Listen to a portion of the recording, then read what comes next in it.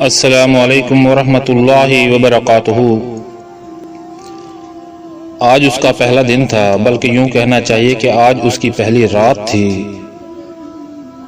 دھڑکنیں چل نہیں دوڑ رہی تھیں، یک بستہ رات میں بھی جبیں پسینہ آلود تھی۔ دل تھا کہ دعائیں مانگے جا رہا تھا۔ لگژری کار میں بیٹھنے کے سپنے اس کے بچپن سے لے کر جوانی کی دہلیز تک جڑے تھے، اور آج پہلی بار وہ اتنی قیمتی گاڑی میں بیٹھی تھی جس نے اسے ایک چوک سے پک کیا تھا۔ خواب کی تعبیر بہت اذیت ناک تھی۔ یہ خواہش کی تکمیل نہیں، گویا سزا تھی، اور زندگی کی ایسی کتنی سزائیں وہ جھیل چکی تھی جس نے اسے آج روح تک کو اذیت دینے پر مجبور کر دیا تھا۔ بھیانک حقیقت منہ کھولے سامنے کھڑی تھی، لیکن پھر بھی اس کے دل میں امیدوں کے چراغ جل بجھ رہے تھے۔ ایک موہوم سی آس تھی۔ زندگی میں پہلی بار اس نے انسانوں کے جذبہ ایمان اور انسانیت پسندی کو آزمانے کا فیصلہ کیا تھا۔ وہ مسلسل اپنی داستان کے المناک پہلوؤں کو ترتیب دینے میں لگی تھی۔ بس یہ فیصلہ مشکل ہو رہا تھا کہ کون سی مشکل زیادہ اذیت ناک ہے جسے وہ اپنی فہرست میں پہلے نمبر پر رکھ دے۔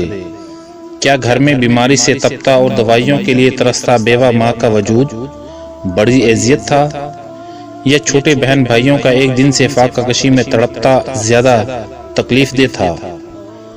مالک مکان کا کرائے کے لیے حتمی نوٹس زیادہ بڑا آزار تھا، یا یونیورسٹی فیس کی عدم ادائیگی پر ڈراپ ہونے کا خدشہ جان لیوا تھا؟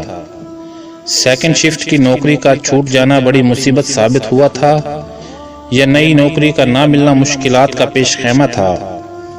مشکلات اور تنگچائی کی طویل فہرست تھی، اذیتوں کا ایک نہ ختم ہونے والا سلسلہ تھا۔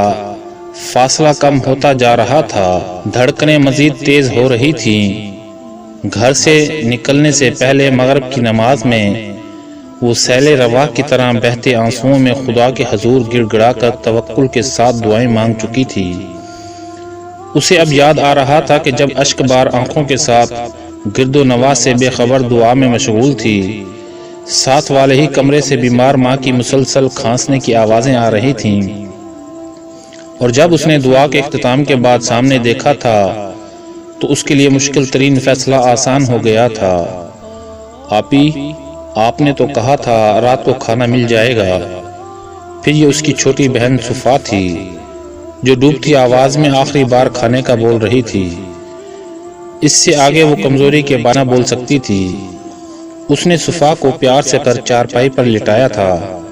بس میں کھانا ہی لینے جا رہی ہوں، آپ میرا انتظار کرنا، سونا مت۔ اس نے اس کے ماتھے پر بھروسہ لیتے ہوئے کہا تھا، آپی میں بھی نہیں سوؤں گی۔ یہ 7 سالہ عبداللہ تھا جس نے اس موقع پر اپنی موجودگی کا احساس دلانا ضروری سمجھا تھا۔ ایمان نے مڑ کر ایک نظر معصوم چہرے پر ڈالی جہاں طلب و آس کا ایک جہاں معجزن تھا۔ بیٹا یہاں آؤ۔ ایمان نے اسے بلایا تھا، اور جیسے ہی عبداللہ اس کے قریب آیا اس نے اسے سینے سے لگا کر بھینچ لیا تھا۔ معلوم نہیں یہ پیار کا جذبہ تھا یا ترس کا احساس جو اس کے چہرے پر نظر ڈالنے کے بعد اسے اندر سے توڑ دینے کے لیے کافی ہوا تھا۔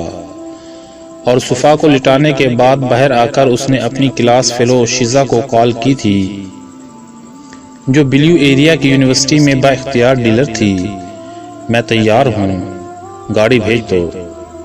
اس نے کال پر کہا تھا کہ گڈ سویٹی، تم ایسے ہی پریشان ہو رہی تھیں، 2-3 گھنٹے کی بات ہے، بس انتظار کرنا، 10 منٹ بعد گاڑی تمہارے گھر آ جائے گی، اور ان باتوں کا خیال رکھنا جو تمہیں بتائی تھیں، شیزا نے چہک کر کہا تھا۔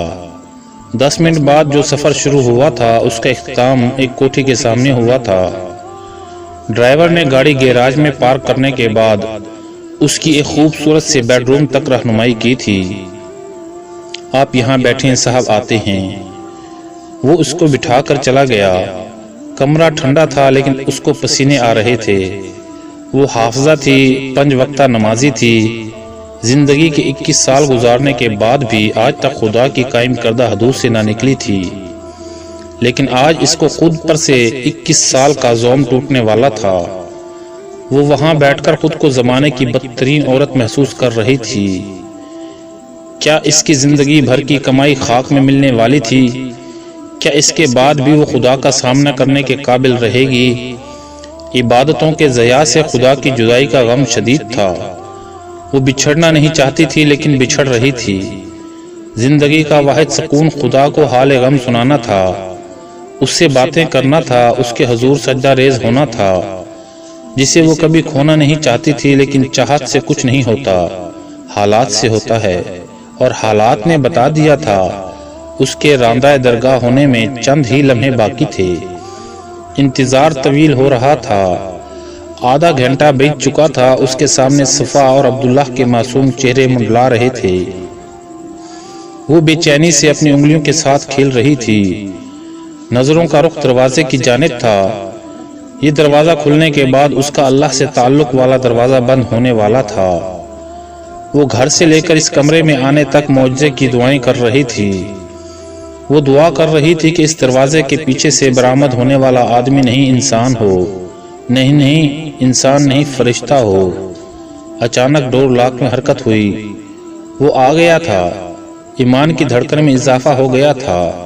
دروازہ کھل گیا تھا، لیکن سامنے کا منظر دیکھنے کے بعد اسے یقین ہو گیا تھا کہ اس کی دعائیں قبول نہیں کی گئی تھیں۔ صرف دل نہیں ڈوبا تھا، ایمان بھی ڈوب رہا تھا۔ خبر درست ہے نا؟ امجد نے دریافت کیا۔ ارے یار، تم سے جھوٹ کیوں بولوں گی؟ مگر تمہارے پاس وقت کم ہے، جو کرنا ہے جلدی کرنا۔ فون کے ریسیور سے نسوانی آواز ابھری۔ اچھا ٹھیک ہے، تم سے بعد میں بات کرتا ہوں، میں ذرا آج اس سے حساب چکتا کر رہا ہوں۔ امجد کی آواز میں جوش کے ساتھ انتقام کی آگ بھی چلک رہی تھی۔ یہ کہہ کر اس نے کال کاٹ دی اور جلدی سے دوسرا نمبر ڈائل کرنے لگا۔ ہیلو یار، نعمان اور اسلم کو لے کر نکلو، شیزا کی کال آئی تھی۔ کیمرے اور لائٹنگ لے کر چلنا، میں بھی گاڑی نکال کر آ رہا ہوں، جلدی۔ امجد نے یہ کہہ کر دوسری طرف سے بات سنی اور کال کاٹ کر اچھل کر کھڑا ہو گیا۔ اس کے چہرے سے وحشت ٹپک رہی تھی۔ دروازے سے برآمد ہونے والے شخص کو وہ جانتی تھی۔ وہ سر جمشید تھے، پچھلے سیمسٹر میں انگریزی کا مضمون پڑھایا تھا۔ وہ واحد سیمسٹر تھا جس میں اس نے کئی بار یونیورسٹی اور تعلیم کو خیر باد کہنے کا سوچا تھا۔ وہ کون سا طریقہ ہوگا جس کے ذریعے سر جمشید نے اسے پھانسنے اور ہراساں کرنے کی کوشش نہیں کی تھی؟ اس کا حسین ہونا اس کے لیے مشکلات کا باعث بن گیا تھا۔ پھر حسن سے زیادہ اس کی شخصیت کا وقار اور سنجیدہ پن ایسی خصوصیات تھیں جو ایمان میں قدرتی کشش کا سبب بنتی تھیں، لیکن وہ اپنی حدود کا بے حد خیال رکھتی تھی، اور اس کے کلاس کے لڑکے بھی اتنی جرأت نہیں کر پاتے تھے کہ اس سے کبھی کوئی غلط بات کر سکیں۔ غلط باتوں کا آغاز وہاں سے ہوا تھا جہاں سے وہ تصور بھی نہیں کر سکتی تھی۔ سر جمشید 35-40 سال عمر کی شادی شدہ شخص ہے۔ وہ ان کو جتنا اگنور کرنے کی کوشش کرتی رہی، وہ اس کے پیچھے اتنی شدت سے پڑنے لگے تھے۔ پھر انہوں نے وہ کام کیا کہ ایمان کو مجبوراً ان کے آفس میں جانا پڑنے لگا۔ وہ تمام سیمسٹرز میں ٹاپ کرتی آئی تھی، اسی کو بنیاد بنا کر اسے زبردستی GR بنا دیا گیا۔ پھر اس چیز کو آڑ بنا کر ایمان کو پابند کر دیا گیا تھا کہ سب کی اسائنمنٹس لے کر آفس میں جمع کروایا کرے گی۔ ہر بار آفس میں جانے کے بعد اسے جس اذیت سے گزرنا پڑتا تھا وہ ایمان ہی جانتی تھی، اور فائنل امتحانات سے پہلے تو انہوں نے حد کر دی تھی۔ اسے آفس بلوا کر باقاعدہ طور پر پرپوز کر دیا، ساتھ میں کئی سبز باغ دکھانے کی کوشش بھی کی کہ وہ اسے دوسری بیوی کے طور پر بہت خوشحال رکھیں گے، وغیرہ وغیرہ۔ وہ دن تھا جب اس نے بلا لحاظ انہیں کھری کھری سنائی تھیں اور اسائنمنٹ ٹیبل پر پھینک کر چلی آئی تھی۔ آج وہ 4 ماہ کی انتہائی مزاحمت کے باوجود ان کے سامنے تھی، لاچار و بے بس اور خوف زدہ۔ سر آپ کیسے؟ شیزا نے تو کہا تھا کہ کسی کو کانوں کان خبر نہ ہوگی، مگر آپ یہاں؟ ایمان نے اٹک اٹک کر بولنا شروع کیا۔ سر جمشید نے دروازہ بند کیا، دھیمی چال چلتے قریب آئے، سکون سے ہاتھ باندھ کر بالکل اس کے سامنے کھڑے ہو گئے اور فاتحانہ مسکراہٹ کے ساتھ اس کو دیکھنے لگے۔ تم خوف زدہ ہو کر اور بھی خوبصورت لگ رہی ہو، آواز میں بلا کا اطمینان تھا۔ سر، میری ماں بیماری سے مر رہی ہے، میرے چھوٹے بھائی اور بہن نے کل رات سے کچھ نہیں کھایا، پلیز میری مدد کریں، پلیز سر۔ ایمان نے رقت آمیز لہجے میں جلدی بولنا شروع کر دیا۔ سارے راستے کو جس انداز میں زندگی کی کہانی کا اسکرپٹ سوچ رہی تھی وہ سب بکھر چکا تھا۔ عزت لٹنے کے مقام سے باعزت نکلنے کا خواب چکنا چور ہو چکا تھا۔ ایک اور بنت ہوا الٹنے کے لیے تیار تھی، ایک اور ابن آدم فتح کا جشن منانے والا تھا۔ وہ چل کر سامنے بیڈ پر بیٹھ چکا تھا اور سگریٹ سلگانے لگا۔ اچھا، یہ تو بری خبر ہے، چلو گھبراؤ مت، آج تمہاری مدد ضرور کریں گے۔ سگریٹ کا لمبا سا کش لے کر دھواں اس کے چہرے پر اڑایا گیا تھا۔ جواب مل گیا تھا۔ ایمان کے چہرے سے آنسوؤں کی لڑیوں نے بہہ کر تھوڑی تک کا سفر طے کیا۔ اس نے آخری بار گلوگیر لہجے میں بولنا شروع کیا۔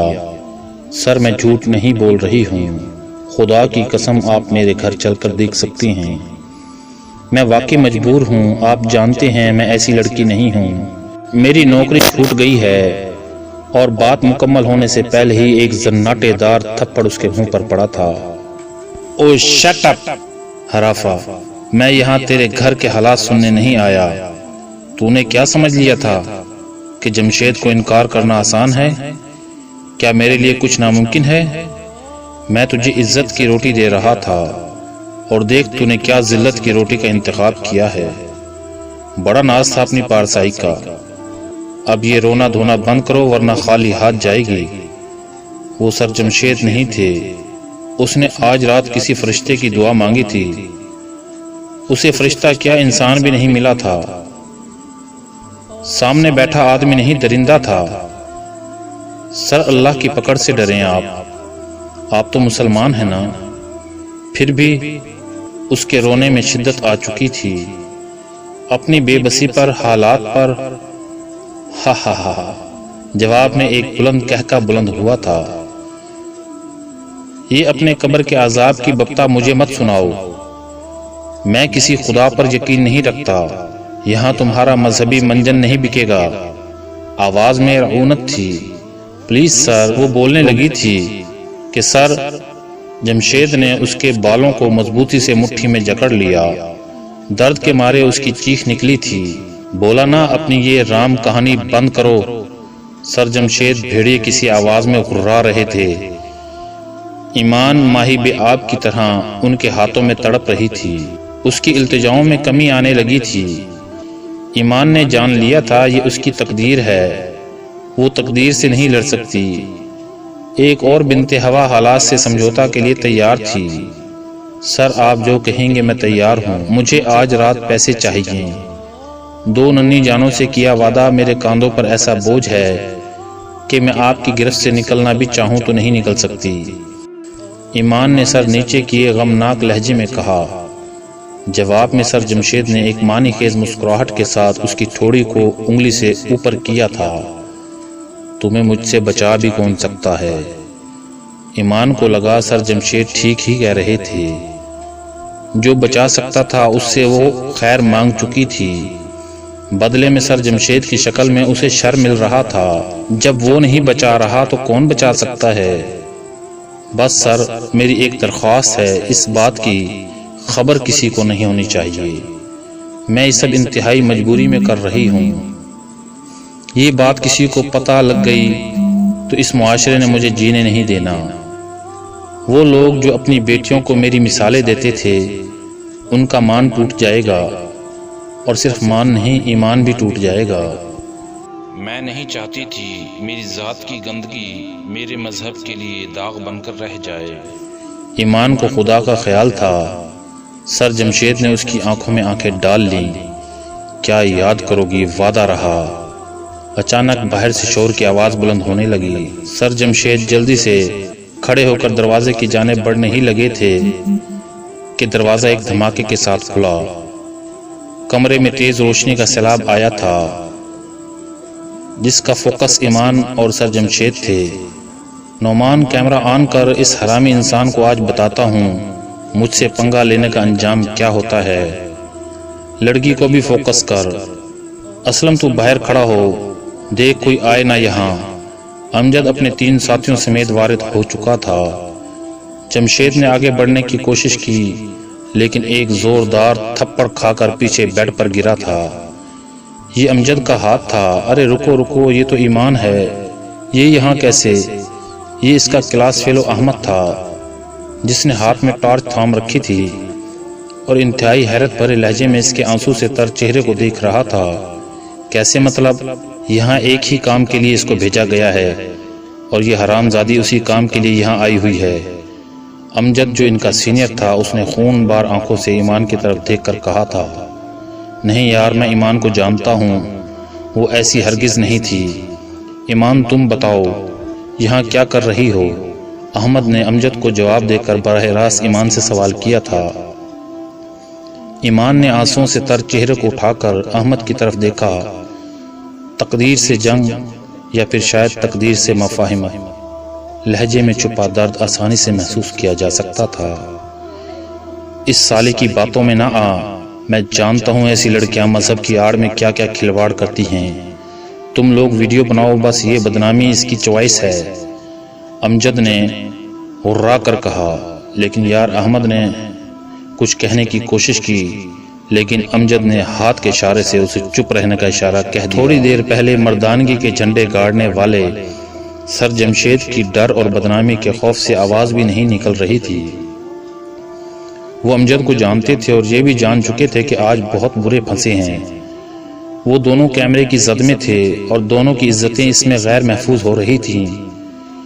اس دوران امجد متواتر سر جمشید کو تشدد کا نشانہ بھی بناتا رہا، ساتھ ساتھ ان کے کردار پر ڈاکومنٹری بھی کی جا رہی تھی جس کے لیے بار بار ایمان کے چہرے کو فوکس کیا جاتا تھا۔ ایمان ساقت سے بیٹھی پتھریلی آنکھوں سے یہ ساری کاروائی دیکھ رہی تھی۔ اس سے برا انتخاب کیا ہو سکتا تھا؟ امجد صحیح کہہ رہا تھا، یہ اس کی چوائس تھی، ورنہ موت کا انتخاب اس اذیت سے کئی گنا زیادہ بہتر تھا۔ اس نے سوچ لیا تھا اس سب کے بعد موت بہت آسان لگنے لگے گی۔ سر جمشید مسلسل تشدد سے نڈھال ہو کر گر چکے تھے، ویڈیو محفوظ ہو چکی تھی، وہ لوگ جا رہے تھے۔ احمد نے جاتے ہوئے مڑ کر ایک بار ایمان کی جانب دیکھا جو پتھرائی آنکھوں سے سب دیکھ رہی تھی۔ اس کی آنکھوں میں اب تک وہی حیرانی کا عالم تھا جو اسے یہاں دیکھ کر ہوا تھا۔ احمد کو ایک دم اس پر ترس آیا۔ ایمان تم نے چلنا ہے؟ احمد نے پوچھا۔ ایمان نے سر اٹھا کر احمد کو دیکھا اور اس بات میں سر ہلا دیا۔ احمد نے آواز دے کر امجد سے کہا، ایک کار چھوڑ کے چلے جائیں، وہ آ رہی ہے۔ اس نے اشارے سے ایمان کو اپنے پیچھے آنے کا کہا۔ ایمان اٹھ کر اس کے پیچھے چلنے لگی اور دونوں چلتے ہوئے باہر آ گئے۔ احمد نے سڑک کی دوسری جانب کھڑی کار کا اگلا دروازہ کھولا اور ایمان کو ہاتھ کے اشارے سے کار میں بیٹھنے کا کہا۔ وہ چپ چاپ بیٹھ گئی۔ احمد دوسری طرف سے جا کر ڈرائیونگ سیٹ پر بیٹھ گیا۔ مجھے سمجھ آ چکی ہے تمہیں شیزا نے ٹریپ کیا ہے، لیکن افسوس اس بات کا ہے کوئی بھی ایسا قدم اٹھانے سے پہلے تم نے ہمیں مدد کے لیے کیوں نہ کہا؟ احمد نے گاڑی سٹارٹ کرنے کے بجائے اس کی طرف رخ کر کے کہا۔ ایمان چپ رہی۔ ہمیں سر جمشید کے متعلق خبریں مل رہی تھیں کہ یونیورسٹی کی کافی لڑکیوں کو بلیک میل کر رہا ہے، جن میں ہمارے ایک دوست کی بہن بھی ہے۔ میں صرف نیک نیتی سے اس کے خلاف بنے اس پلان کا حصہ بنا تھا تاکہ جمشید کی ان حرکتوں پر بند باندھا جا سکے، جبکہ امجد کو اپنے پرانے بدلے لینے تھے۔ پلان یہی تھا کہ شیزا کے ذریعے اسے ٹریپ کیا جائے گا، اس کی ویڈیو بنا کر بلیک میل کیا جائے گا اور جن لڑکیوں کو بلیک میل کرتا رہا ہے ان کے خلاف سارا مواد اس سے نکلوایا جائے گا۔ لیکن شیزا بہت تیز نکلی ہے، اس نے اپنی کسی بھی لڑکی کو ضائع کرنے کی بجائے تمہیں استعمال کر لیا۔ اب ویڈیو امجد کے پاس ہے اور تم جانتی ہو کسی کی بھی نہیں سنتا وہ، احمد اسے بتا رہا تھا۔ ایمان ذلت اور عزت کی نیلامی کے شوق میں تھی، وہ ناسمجھی سے احمد کی طرف دیکھ رہی تھی۔ اچھا چھوڑو ان باتوں کو، تم بتاؤ تم یہاں کیسے آ گئی؟ احمد نے اس سے پوچھا اور ایمان نے میکان کے انداز میں آہستہ آہستہ ساری بپتا سنا دی۔ احمد نے خاموشی سے اپنی جیکٹ کے اندرونی جیب میں ہاتھ ڈالا اور ہزار کے 5 نوٹ نکال کر ایمان کی طرف بڑھا دیے۔ یہ پیسے رکھ لو، ان چھوٹے بچوں سے کیے وعدے کو پورا کر لو۔ میں تمہاری نوکری کا کچھ کرتا ہوں، کوشش کروں گا امجد یہ ویڈیو کم از کم لیک نہ کرے، لیکن اس سلسلے میں کوئی وعدہ نہیں کر سکتا۔ وہ شخص بہت ہٹ دھرم ہے، اپنی مرضی کا مالک ہے۔ ایمان نے وہ پیسے لے لیے۔ اس نے سوچ لیا تھا کہ آج رات کے بعد اسے زندہ نہیں رہنا ہے، لیکن ان بچوں سے وعدہ نبھانا ضروری تھا، اور اس کی ایک ہی صورت تھی کہ وہ خاموشی سے یہ پیسے رکھ لیتی۔ اچانک احمد کے موبائل پر کال آنے لگی۔ ہیلو، ہاں اسلم، خیریت ہے؟ احمد نے کال ریسیو کر کے کہا، یار بری خبر ہے، ہم لوگ یہاں سے جا رہے تھے کھانے کے ارادے سے وکی ہوٹل کے سامنے سڑک کے کنارے کار پارک کر کے اندر گئے تھے۔ باہر کوئی آئل ٹینکر کار سے ٹکرایا ہے، کار مکمل جل چکی ہے، تمام کیمرے بھی اسی کار میں تھے، ہم پھر زیرو پر کھڑے ہیں، اسلم بتا رہا تھا۔ احمد نے کال سنتے ہوئے گردن موڑ کر ایمان کی طرف دیکھا۔ اچھا میں آتا ہوں 10 منٹ میں اسی جگہ، احمد نے کہا اور کال کاٹ کر ساری بات ایمان کو بتانے لگا۔ ایمان تم میں خاص بات ہے، اللہ تمہاری مدد کر رہا ہے۔ پہلے سر جمشید سے بچانے کے لیے ہم لوگوں کو بھیج دیا، پھر تمہاری مالی مدد کے لیے مجھے یہاں روک دیا، اور آخری وہ ویڈیو ثبوت تھے جنہیں جلا کر راکھ کر دیا گیا ہے۔ یوں لگتا ہے جیسے اللہ تمہیں کھونا نہیں چاہتا تھا، وہ تمہارے معاملے میں بے نیازی نہیں برت رہا۔ تم جیسا ہونا بڑے مرتبے کی بات ہے، احمد بول رہا تھا جبکہ ایمان کانپ رہی تھی۔ اللہ کی عطاؤں پر، اس کی مدد پر، اس کے کن فیکون پر۔ وہ کچھ دیر پہلے اپنی دعاؤں کی عدم قبولیت کا سوگ منا رہی تھی، اللہ سے دل ہی دل میں شکوے کر رہی تھی۔ اب سمجھ نہیں آ رہی تھی کہ وہ شکر کیسے ادا کرے۔ وہ اپنے انداز میں اس کی مدد کر رہا تھا، لیکن وہ نہ سمجھی۔ میں اس سے بدگمان ہو رہی تھی۔ وہ کار کا دروازہ کھول کر باہر آ گئی۔ ارے کہاں جا رہی ہو؟ احمد ڈرائیونگ سیٹ کا دروازہ کھول کر باہر آ گیا، لیکن کار کے گرد گھوم کر جب وہ دوسری طرف آیا، وہاں کا منظر رقت انگیز تھا۔ ایمان اسی سڑک پر سجدہ ریز تھی، آنسو تھے کہ رک نہیں رہے تھے۔ احمد اس کے سر اٹھانے کا انتظار کرتا رہا۔ ایک اور بات ہے ایمان میں، جیسے ہی ایمان نے سر اٹھا کر بھیگی چہرے کے ساتھ احمد کو دیکھا، احمد نے اس کی آنکھوں میں آنکھیں ڈال کر کہا، تمہیں اللہ نہیں کھونا چاہتا، اور آج میں تم سے وعدہ کرتا ہوں کہ میں بھی تمہیں کبھی کھونے نہیں دوں گا۔ تم میرے لیے پہلے بھی بہت متاثر کن تھیں، لیکن آج مجھے تم سے عقیدت ہو گئی ہے۔ بے فکر رہو، آج رات کی سب باتوں پر تمہیں کچھ سننا نہیں پڑے گا۔ میں تمہارے آگے سیسا پلائی دیوار بن جاؤں گا، یہ میرا وعدہ ہے، بس تم مجھے انکار مت کرنا، احمد جذباتی انداز میں کہہ رہا تھا۔ ایمان نے اس بات میں سر ہلایا اور آسمان کی طرف دیکھنے لگی۔ بنت ہوا شیزہ بھی تھی، بنت ہوا ایمان بھی، آدم کا بیٹا سر جمشید بھی تھے جو اس کی عزت لوٹنے کے در پہ تھے، اور ایک ابن آدم اس کے سامنے کھڑا تھا جو اس کی عزت کا محافظ بننا چاہ رہا تھا۔ اس کے ذہن میں بار بار ایک ہی آیت گونج رہی تھی، فَبِأَيِّ آلَاءِ رَبِّكُمَا تُكَذِّبَانِ۔